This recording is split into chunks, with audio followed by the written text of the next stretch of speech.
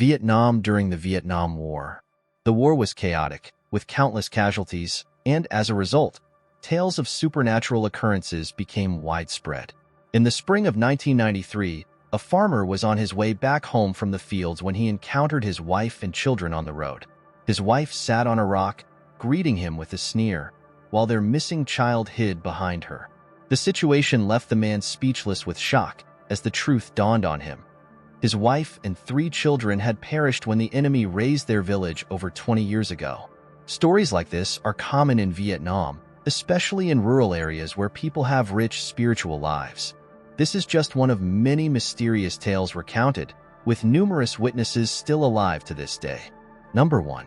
Tunnelrat.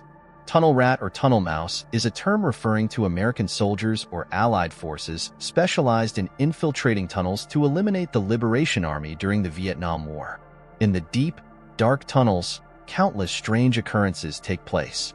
A few years ago on Reddit, a former American soldier shared his haunting experience that has haunted him for over 50 years. The summarized story goes like this.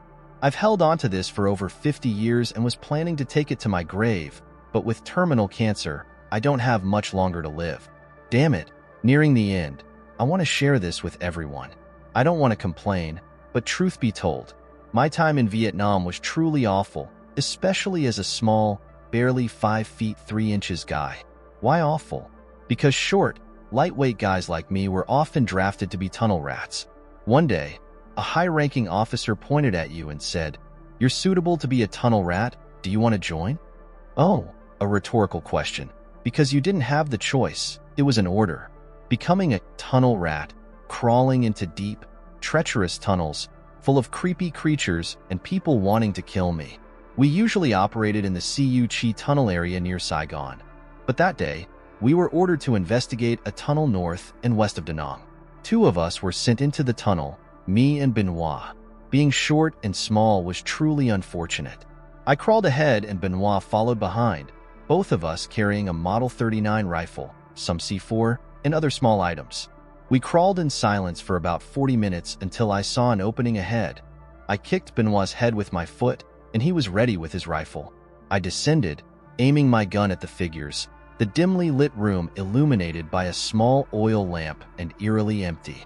It took some time to readjust. This was the longest single stretch of tunnel we had ever crawled through, with no traps, which was unusual. The bastards who dug this thing, where were they hiding? Looking around, all I could see were the lamp hanging from the ceiling and a tarp against the opposite wall, the room empty. I approached the tarp and pushed it aside with my rifle. Behind it was a metal staircase leading down into the ground. Both of us slowly descended the stairs, the red light from the flashlight shining as if we were descending into hell. Finally, the staircase was blocked by another tarp.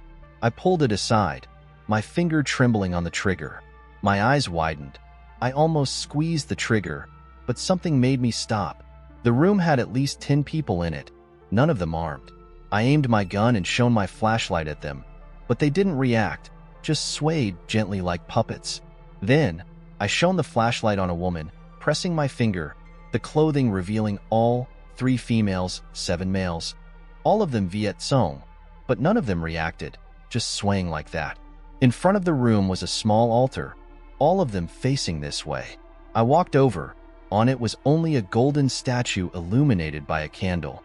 The statue was intricately carved, depicting a beautiful naked woman, but with the lower half resembling an octopus with dozens of gold tentacles instead of legs. Under the base, there was something written, but at the time, I couldn't translate it. Benoit stopped me from touching the statue and said we had to leave immediately. After setting the C4 timer, we ran for our lives up the stairs.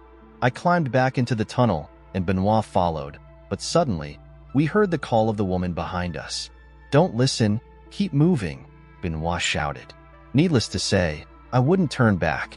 It was the longest crawl of my life, but when I saw the sunlight, I kept crawling even though my hands were bloody.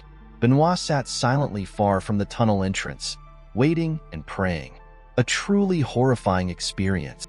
Number 2. Ghosts in the dense forests.